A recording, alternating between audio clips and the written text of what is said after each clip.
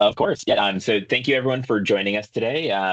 Nancy and I have been working with Brian and Jennifer on setting up a YPG purchasing site for us. YPG will make it easier for us to centralize purchasing through certain vendors. Not all vendors will be on the site, but a significant number of the ones that we use most often. A big example of that is Amazon, and it will help both your teams be able to make purchases easier, get things approved faster, and then get the orders delivered to them. And then on an accounting side, it will allow us in finance to have a centralized spot where all of the invoices are reconciled against the orders that have been placed. And then we export all of the activity weekly into SGA. So there's less time that we'll be taking to manually enter the information that is on the invoices from Amazon and for other vendors. But it will make it easier because it's just a one login. You go to one site and then you get access to a significant number of vendors. We're starting off with kind of a small number of vendors that are active on the site, and we'll be kind of adding more in as we either see the need for them or just get approved for them. Because I know there are a few more that Jen and I are working on, making sure that we have all of our paperwork straight with them before they're added to our site. A big one, another big one that I know is coming down the line likely will be we'll be looking into Lakeshore Learning, which I know the childcare folks use quite extensively, and so this will also allow us to get discounts in some cases because some of these vendors haven't been on contracts before, and they will be on there now, and it'll also be a little bit easier for approvals because just like in SGA, when a PO is created, the approver gets an email with the option to approve, deny, or view. This system will have the same thing where as an approver, you'll get an email once an order is placed. You'll be able to approve it, deny it, or view it for more detail right in that email. And then once it's approved, then it's actually released to the vendor. And so that we no longer have the invoice number or the PO was created in Amazon, the order wasn't actually placed, and then later on the order is placed. It will kind of hopefully expedite that process for a lot of folks, and it will hopefully make it a little bit easier for us to stay on top of our payments and the finance team as well.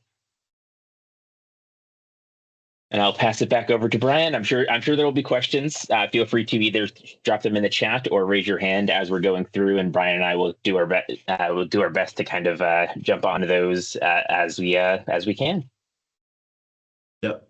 All right, perfect, Alex. And absolutely everybody, I know in a big group, not a lot of people like to speak up, but if you do, please interrupt. It is okay.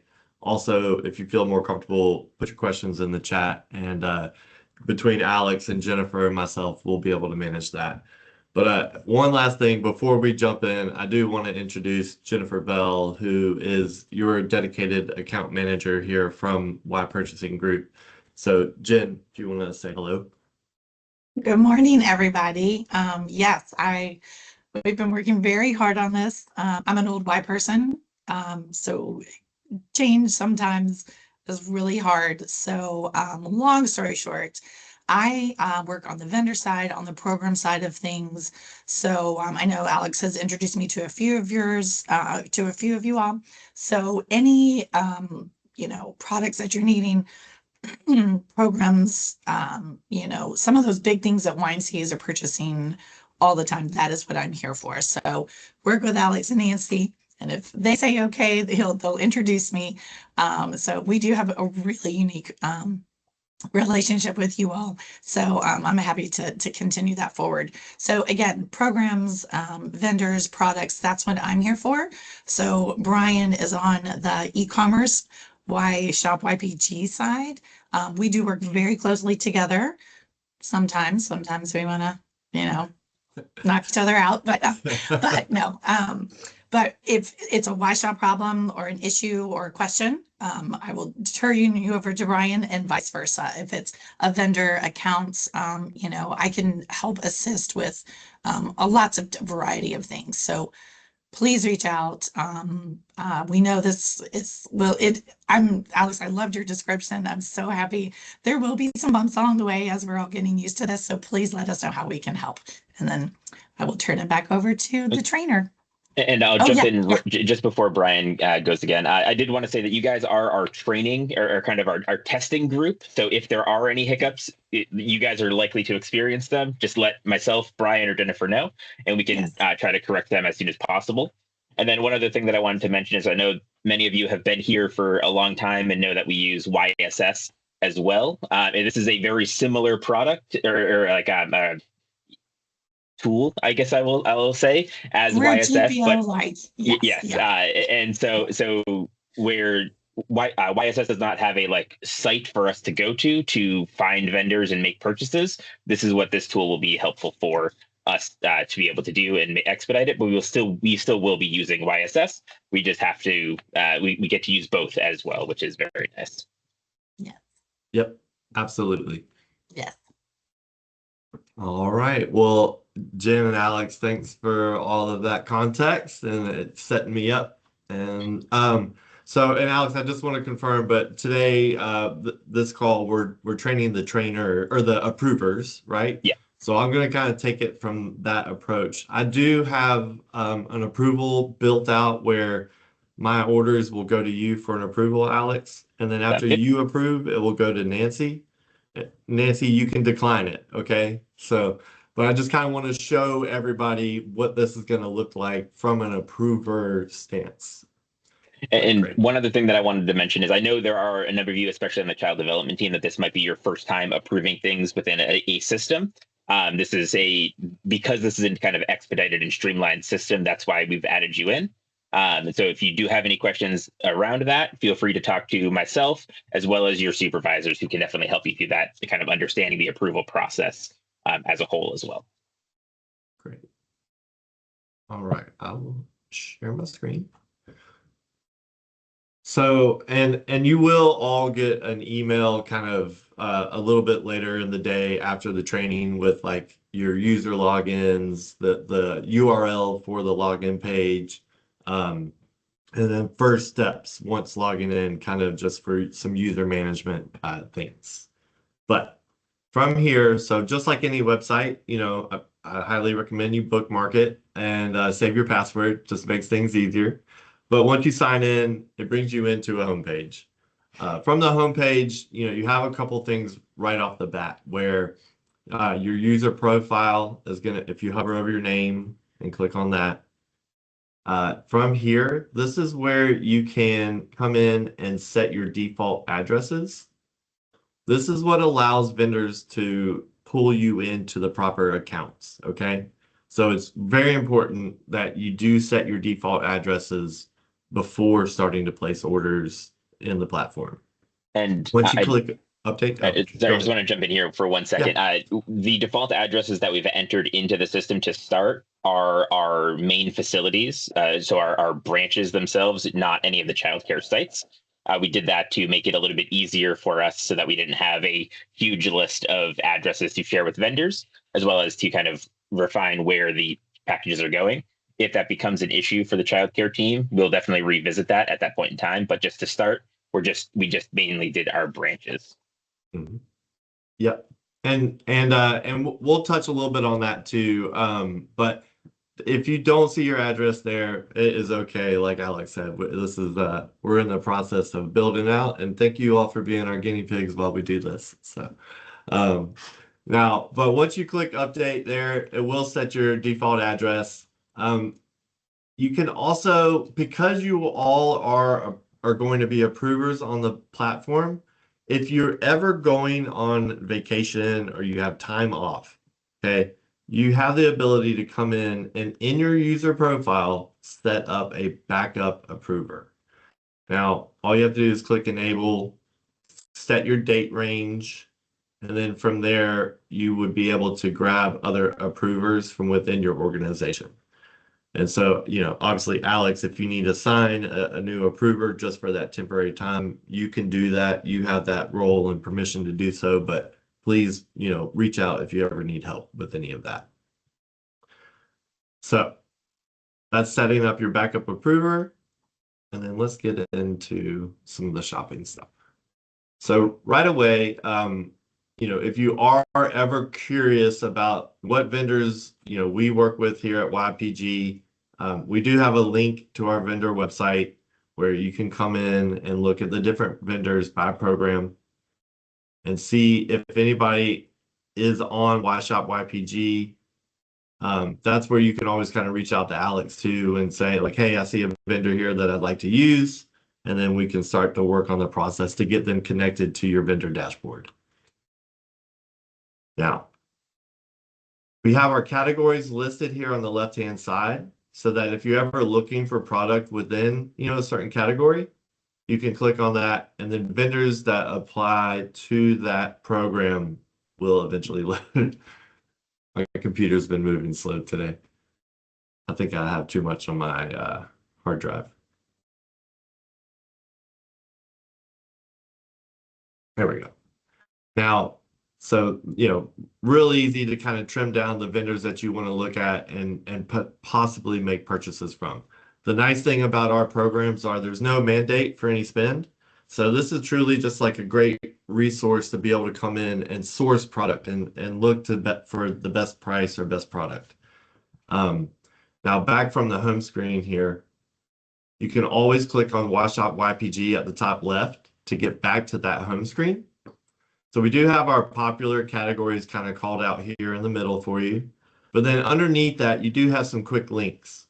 So you have a marketplace guide, and this is like a FAQ. If you ever just like have a question after the training, you're looking for a quick, simple answer, you can always use this guide to find that. Now, if you do need assistance, you have, a question, you forgot like how to set your default addresses, and you can always use this need assistance tile, and then that will submit a support ticket to us at YPG, and we'll get back to you right away.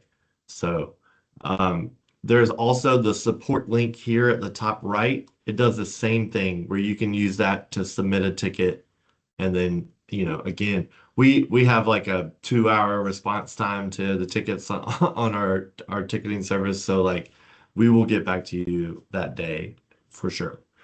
Now, getting into the shopping. So if you click on all suppliers, your vendor dashboard is going to look a little different than mine. It's unique to the vendors that you have access to, but know that this is going to continue to be built out. And long-term goals would be to get your local suppliers outside of the YPG network onto this platform, so it truly becomes that single source for being able to place orders. Now on the vendor tiles themselves, you'll see that there's different icons here, and that indicates the different ways that you can access the products from that vendor. But if you ever see a vendor on the on your dashboard and you're not really sure like maybe what space they work in, you can always click on that tile, and then it will bring up kind of the overview of that vendor and any benefits that the YPG program offers. Okay. You can have vendor contact information as well. So, and then the different ways to be able to shop on that vendor. Now, getting into Amazon, because we know that's always a big one. You'll notice Amazon just has that globe on their vendor tile. So if you're ever going to shop Amazon, you have to go to Amazon's website first. Now, this will be connected to your Greater Boston website. So you will still have all of your previous order history. If you need to return any orders, cancel an order, anything like that, it all remains the same. Okay. Now, when you do go into Amazon and you're trying to view your orders, Amazon will ask you generally for your user password, and that's specific to Amazon. Okay. So obviously, once you put that in, you can go in and see all of your old orders. Now, if you just want to reorder something, obviously you can buy it again, add it to your cart, and go from there. So I'm going to add a couple of products to my cart.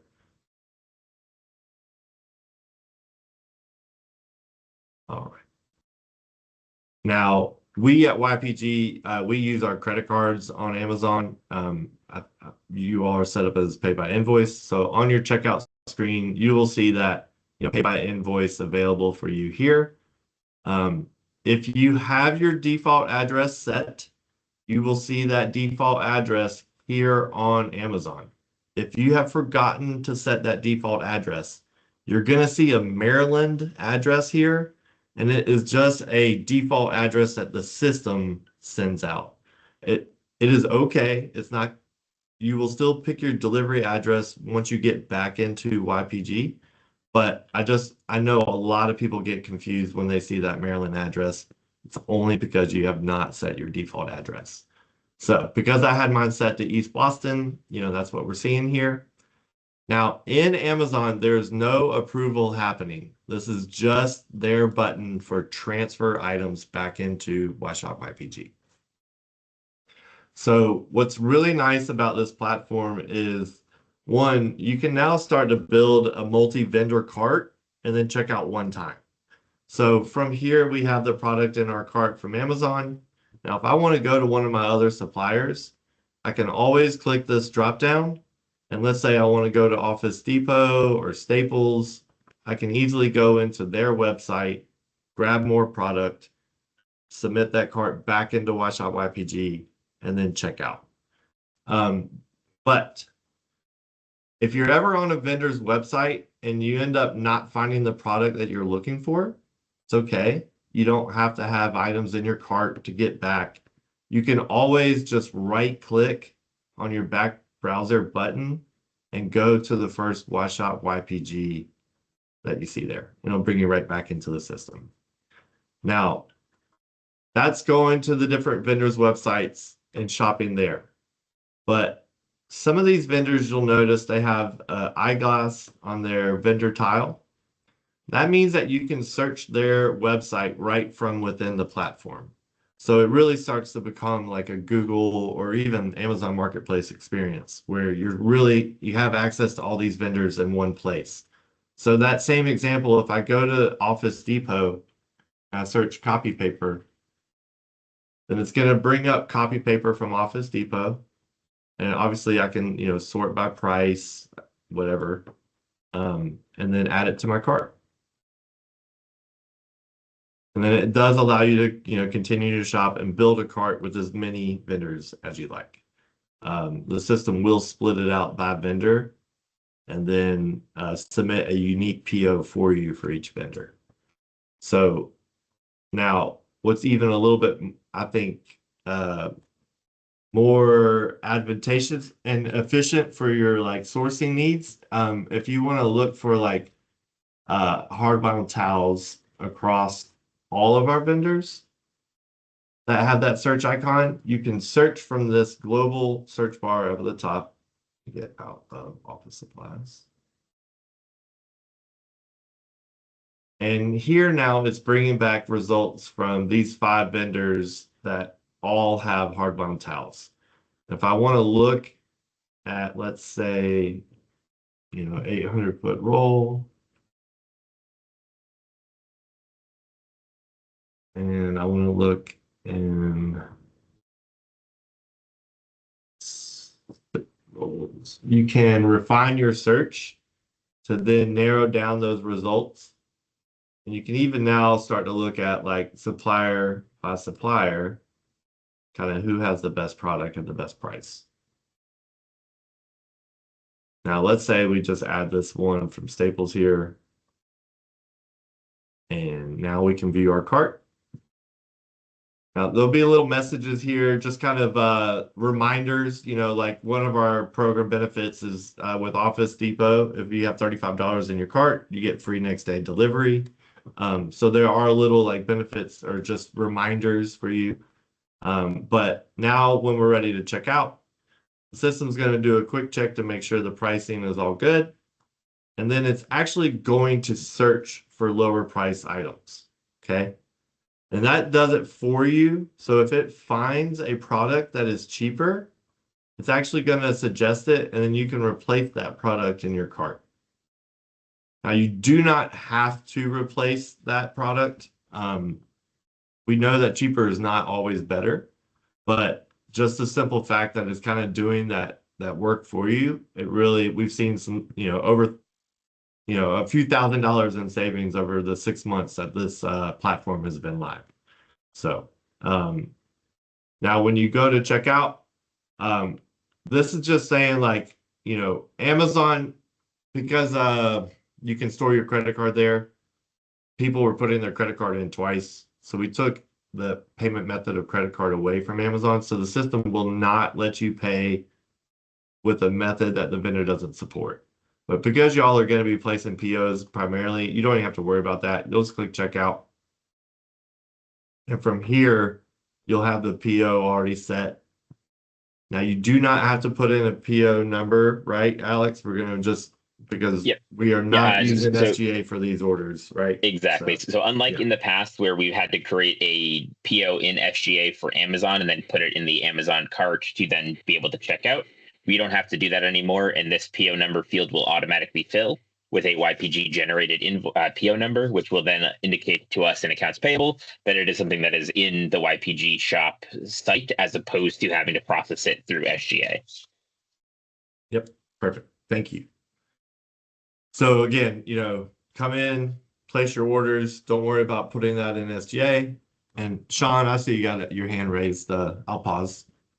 Yeah, so in my role, I order, well, I guess it's a two-part, right? So in my role, I order for multiple centers. And so how would I go about that? And part two is if I'm ordering from multiple vendors, the way that I know our PO system works is I could have multiple POs. Yep. So I'll answer the PO question first because it's super simple. Because we're not doing POs for this in SGA, it's just one order, and each order. So the PO is now the order that you're like essentially the cart that you're placing for approval. You will be able to split it across multiple GL lines, each cart, and you can do it by item or by total cart, I believe. And so you can split it that way, and then the purchased order itself is just the cart that you're submitting for order. There is no order. There's no purchase order that's being created in SGA. We're just going to be exporting the actual invoices that are reconciled in this platform before they make it over to SGA. So when would I split the invoices? I think that's about to be what Brian's getting into in just a second. All right. Yeah. So one other thing tied to that before you go, Brian. Yeah. All these questions may get answered in this presentation, but don't you worry, I like it. Please go ahead. So our process in facilities is for me to get a PO, I have to print out a cart and send it to the business manager. So that's not going to be the case anymore. So essentially what's happening right now with Brian is he's going to be putting in the GL code. He's going to be submitting that for approval with either one or multiple GL codes, and it will go to the approval track, which in YPG is set up by person as opposed to by site, just because the way that account codes work in YPG is a little bit different than how they work in SGA. And so it will be going through the approval track in that Brian and I have built out in YPG Shop. For you, Sean, you have access to a couple different approval groups because of where you're at in the facilities team. So your orders will either be approved by Tim Dimitri if it's for one of their centers, or by yourself if it's for an aquatics pool related thing. And then if it's over a certain dollar amount, it then gets to you for approval. And then if it's over an even higher dollar amount, it would go up to Helio. Okay. Awesome. Thank you. Yep. Perfect. Yep. And then Sean, that other part to your question. So if you are ordering for multiple facilities, right? Like definitely just set your default address for whoever you order to most often.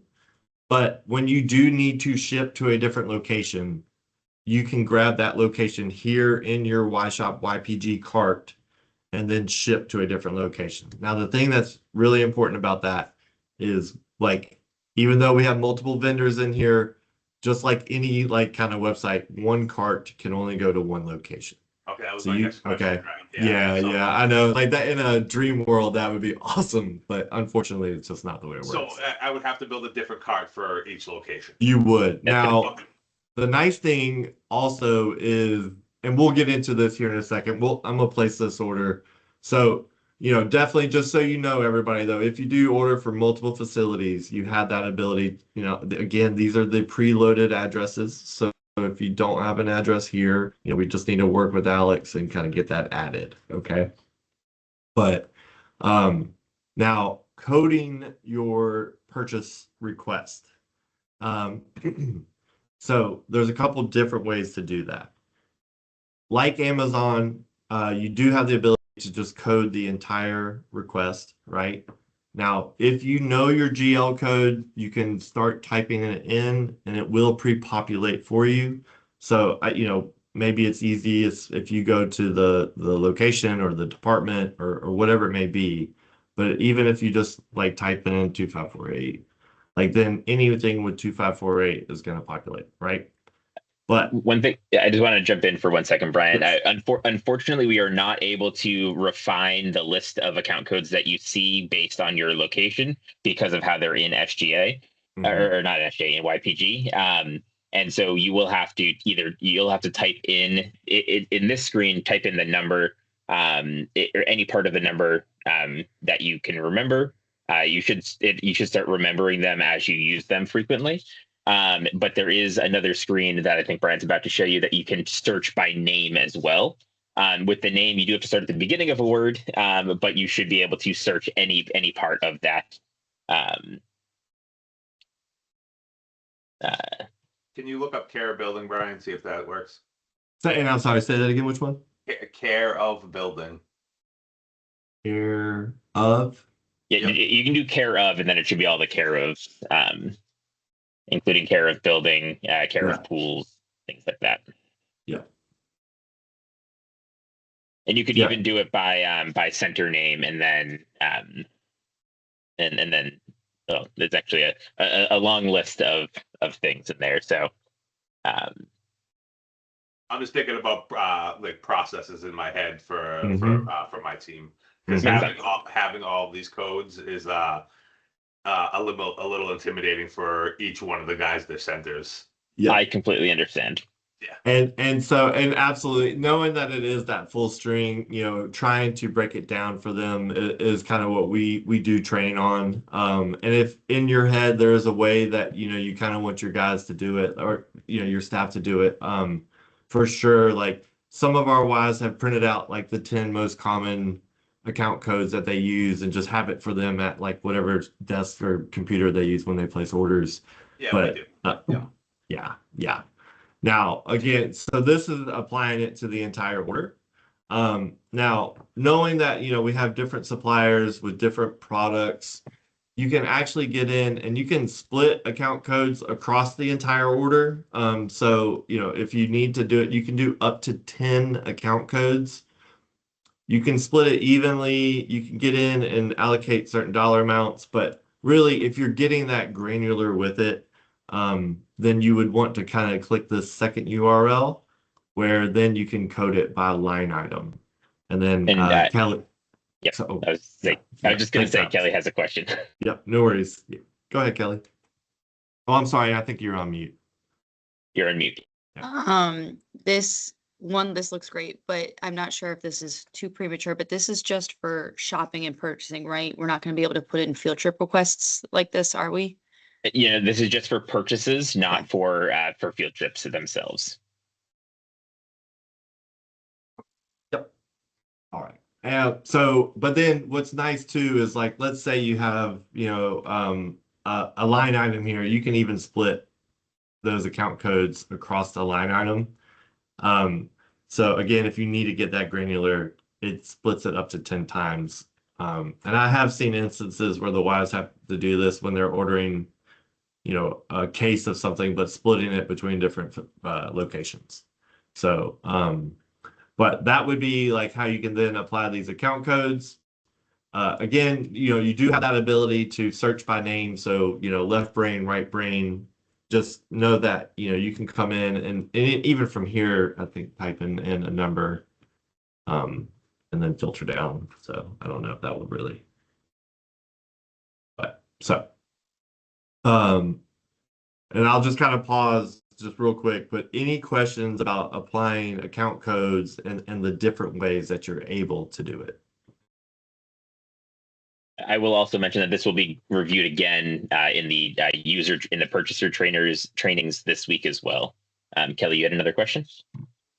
Yeah, this might be simple, but is there going to be when we like check out putting a attention to name, because if we're all getting multiple deliveries to the same locations, making sure they're So it is. So I placed a test order last week, and it is the person's name that is on in that field that Brian was just highlighting.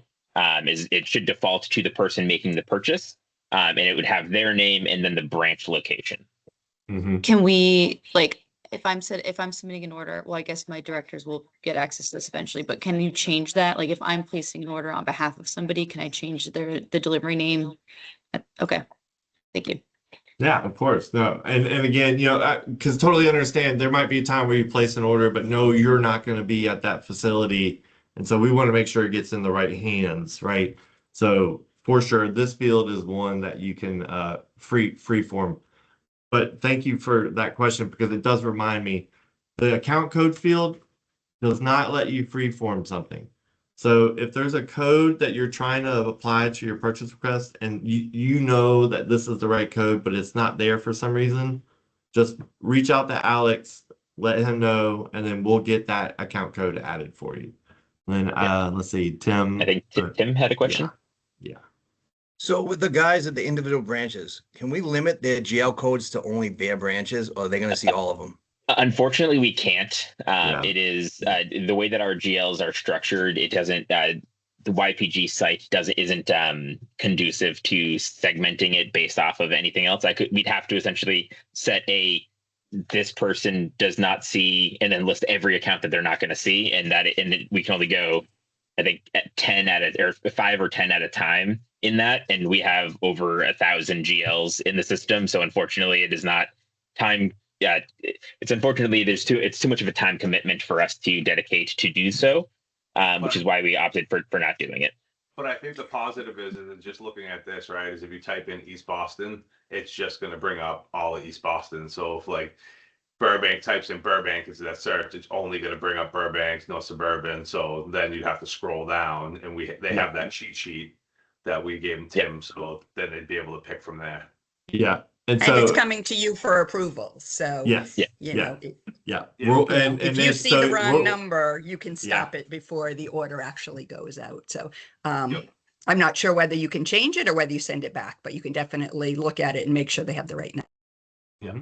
Yeah. So, and Tim, great, like, again, knowing that there's 1,200 account codes from the full list, kind of like we were showing there, and again, Sean noticed this, but we type in our facility name and then filter down, then you're only going to see those account codes. So now we're pulling from a list of 89. And again, you can even like filter that down and go to like your department. Alex, quick question on the tax side, and maybe it's a conversation we could have more in depth offline. So just looking at, if you bring up Burbank, right, and it drops in, what is it, 89 account codes? Yeah. Is that what it is, right? Actually, it's only showing. This one has the administration tag on it as well, but if it's just Burbank, it was 89. Is it possible, because in the facility department, we have all these lines, but we really only use like 13 of them. Yeah. Is it possible to get rid of the other ones and only have X amount available? No, so that's what I was saying. Where like to limit what a person sees, it would be probably for each person probably somewhere between 100 to maybe 50 lines of saying do not look at or do not show. But what I would say for the facilities team is if they know their branch code. So for Burbank, it's 112. And then most facility stuff is going to branch general. So if it would be if they type in 112-000-10700, that's going to be all of the facilities lines. Yep. And so if they just remember that segment before the minor account, they can then limit what they're seeing. Yeah. And so it should be a little bit easier to search. Our guys just aren't for facilities guys are on here. It's nothing that we haven't said before. Not super tech savvy. Yeah. So I'm just thinking through the process. Yeah. And so in the browser feature, by typing in the branch number, the department number, and then the PCS 10700, there's only 11 accounts that show up for Burbank. So that would be probably the direction that I would recommend your team search, as opposed to using the words, just because the way that it's very structured with how the words have to be, where the numbers are a bit more visual. Like you can see it a little bit easier. Yeah, no, and type it in. that on the screen now makes it a lot easier. Yeah. Yeah. And again, looking at it from, the 5,000-foot lens, like it's like, oh my God, that's a lot. That's a lot of account codes. Yeah. But the system does allow for you to filter down pretty quick. So, All right, great. Thank you. I don't want to keep stealing everybody's. nah, look, I'm serious. Thank you for the engagement and back and forth. It's a much better, I think, training process than just me sitting here talking for 45 straight minutes. Nobody wants that. But all right, well, cool. So now here, and let's just go ahead and apply an account code to this order, and we'll just pick a random one. All right. And now if you guys are ready, we're going to place this order, and Alex, this should come to you. Sounds like a plan.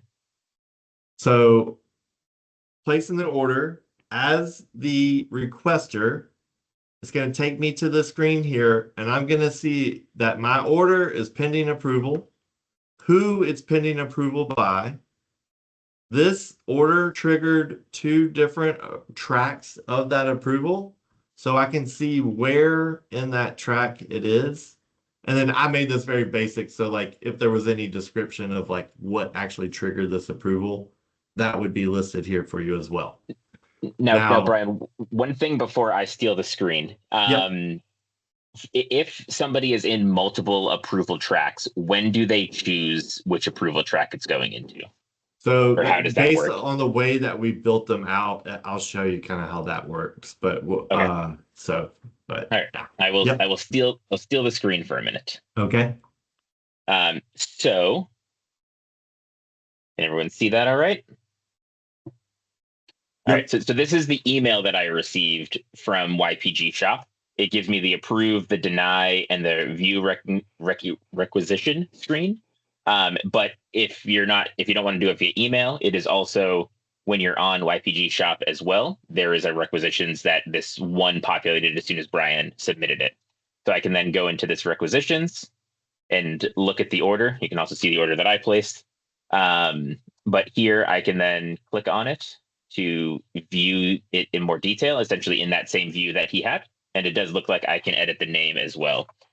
So like Kelly was mentioning that if there was an order that you needed to change the name as the approver, you could go in and do that as well, which is pretty awesome. And then you could also, it looks like you can also change the account code. But this might be, I guess, Brian, should I ask, is that because I'm an admin or because I'm an approver?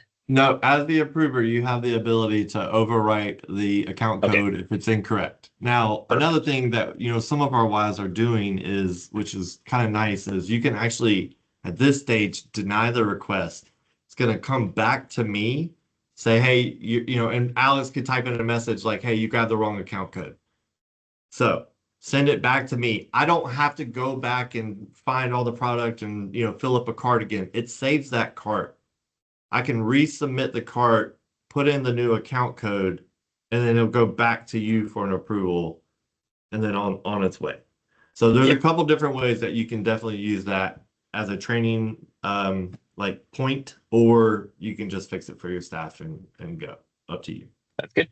And I'm actually going to use the email to show you that it is that the email will just like SGA, just let you approve it.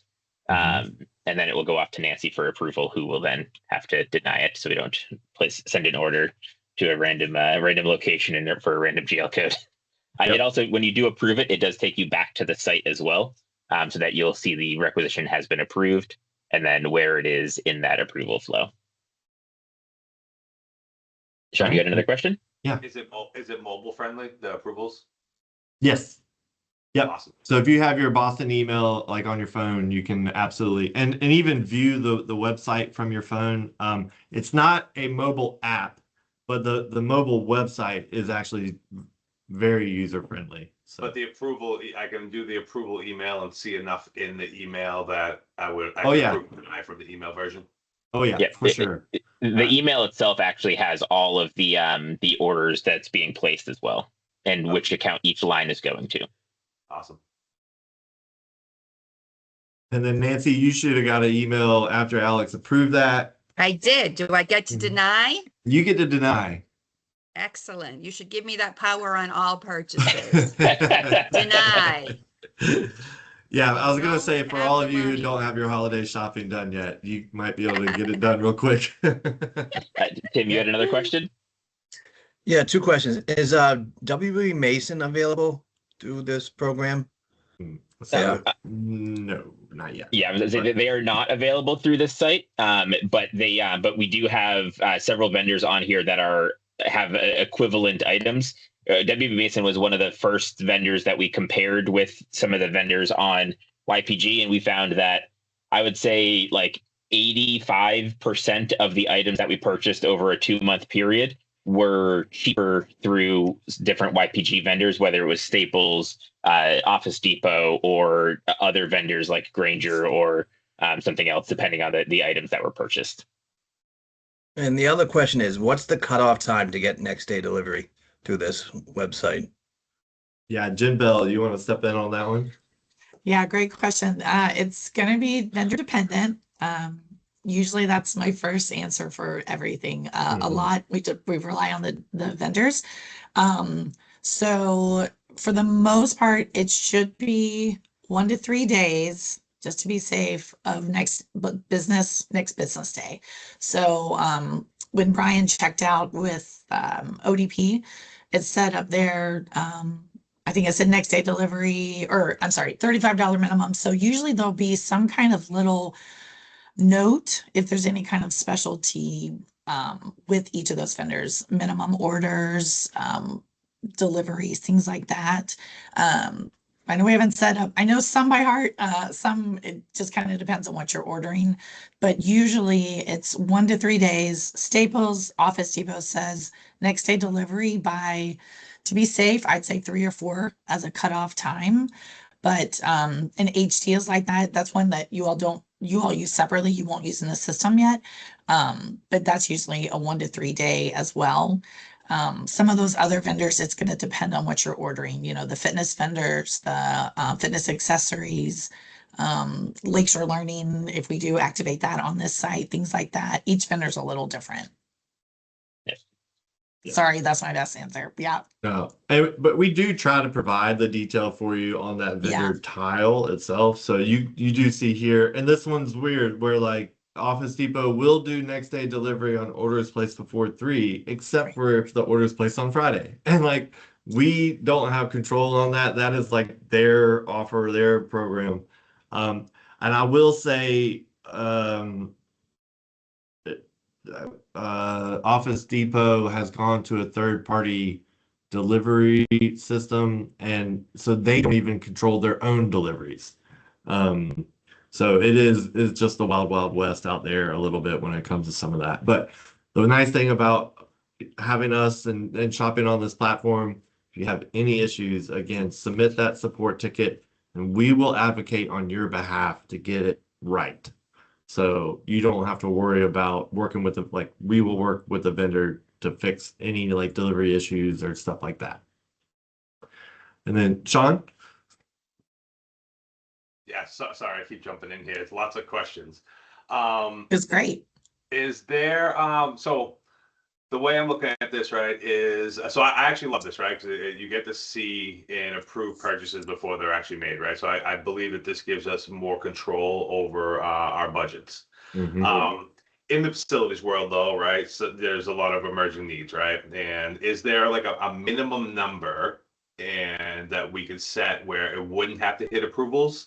Because one thing I'm looking at is, so Tim places an order and I have to approve it, right? So I'm tied up in meetings, something like that, right? So I will say, because Tim is the first level of approver in his approval chain, if he places an order, he auto approves up to the dollar amount up until you would come into the approval chain. So like I think your approvals are set at, I can tell you in just a second. So you come in at anything over $2,500. So Tim can place an order for say $500, and then he can approve it, and then it will get approved up to that $2,500 range. if one of his direct reports places an order, he does still have to approve it though. Right. So I think I was just using Tim as an example because he's on the call. Yeah. So Fair. a facilities director at a center places an order, and Tim's the next approver in line. Yeah. And we need this, right? But Tim is out sick and didn't set the other approver, or he's tied up in meetings for the day, right? Now we're missing that next day delivery or something like that. Is there a minimum number that we can set, right? Like anything under $50 or $100, and it passes that, it doesn't have to go through that approval, or it just has to. So that is something that we can discuss, like between you, like between your team and like Nancy and I. It is something that we can set, and we can adjust the approval tables to meet the needs. Just kind of that's part of why we're having you guys test it. So we can definitely make that change. It's just something that we have to think about, just from a controls perspective, to make sure that purchases aren't being made kind of willy-nilly, and making sure that we know what's being purchased prior to it being purchased. But that is something that we can discuss. Just we need to be careful with it. Yeah, no, I agree. Yeah. We're trying to mimic what we do in SGA to make sure we have the approvals, but we can certainly talk about any other structure. And, that's people, many of the facilities guys have credit cards. So this isn't taking away that process too. We're just trying to take away, and the big ones are like the Amazons. I mean, Alex, how many would you say we processed 5,000 invoices this year or coming up at it? So, that's what we're trying probably to close to that. Yeah. It's the craziness of all the very small, but we absolutely want to, an emergency is an emergency. So we should talk about what different options there are. Okay. Thank you. Yep. And I will say, not that it's the best practice, but from time to time, YMCAs will reach out and say just that, hey, like an approver is out sick, like we need to get this order released. Can you go ahead and approve it on our behalf? Like, as long as Alex and Nancy are on that email and say thumbs up, like I can always approve on your behalf too. So, and I believe the current plan is to have me into each approval group as well, so that if there is somebody that is out of office, I should be able to go in, provided that their supervisor is the one that reaches out to me to push an order through. But that's going to be a policy that we're kind of refining as we go, and we'll have a written policy around what happens in those circumstances in that event. I can also set somebody to out of office if they had to go on leave immediately for unexpectedly, or if they were out sick for a day and we needed to push an order through. We can set them out of office and put a alternate user for it. 9673. And the other person that would be kind of helping me out with that would be Kyle O'Brien. He's our new accounts payable analyst. So he's going to be kind of my right hand in making sure everything is going through properly and making sure everything's getting to SGA properly as well.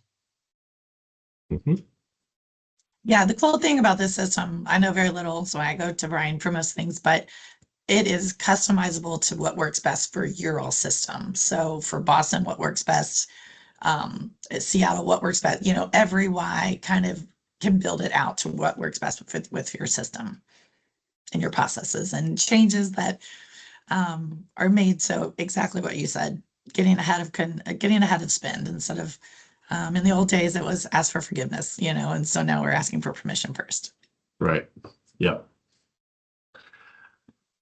All right. Well, great. Well, so I know we got about less than 10 minutes. So there are a couple other things I just wanted to touch base on with the approvers. So number one, and Alex called this out, but up here on the top of your screen, you'll notice you have requisitions.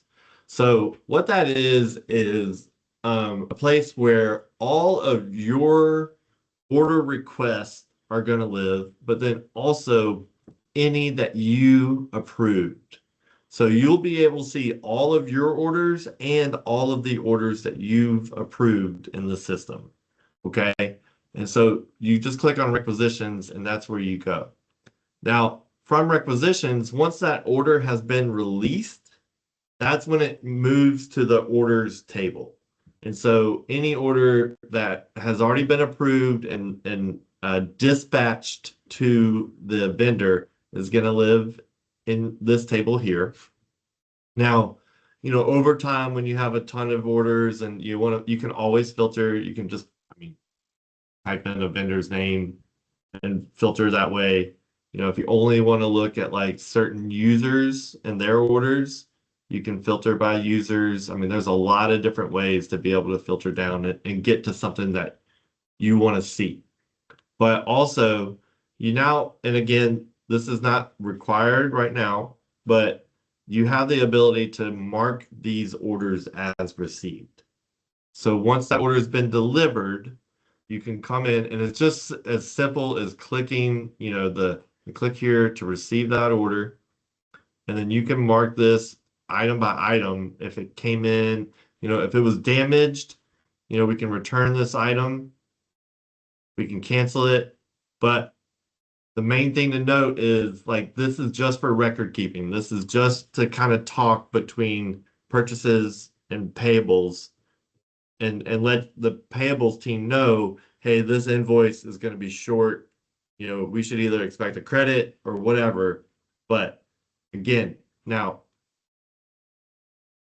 I think it's a great practice to implement, but it's not required as it stands right now. So up to you guys how you manage your staff and if you want them using this feature or not. Okay. Yep.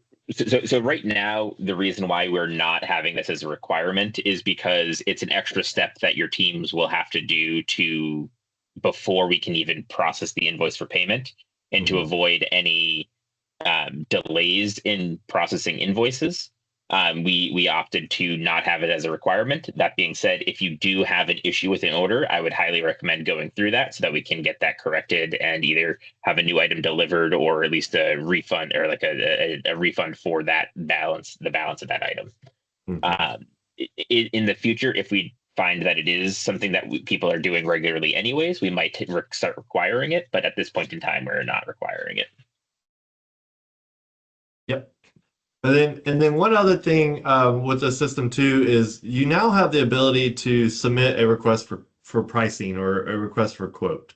So, if you have like a facilities, like you're building out a new locker room, or you want to do new flooring somewhere, and now you want to work with whatever vendors on more project driven pricing, you can come into the quotes here and submit a new quote request. Now, what's nice is when you browse by suppliers, like you can actually go to the different categories, and I'll make this one up, but let's say it's a large fitness purchase and you're looking for accessories. You can then work with the different vendors that you want to work with, or just select all of them. Now you have 11 different vendors competing for your business. You can add the items here, if you want, but also if you have any sort of Excel file of the product that you need, you can always attach a file to this quote request. The system, just like your purchase orders, it splits it out individually. So these vendors, don't know who all is involved in this bid. And then from there, you can cherry pick their responses, add things to your cart, and then go with the one that wins your business. You can actually turn that bid into a purchase request, and it's all contained right here in the system for you. But think like this is mainly for kind of those, like, again, project driven, where there's not going to be set pricing. It's just dependent on what you go with. So any questions about the quotes?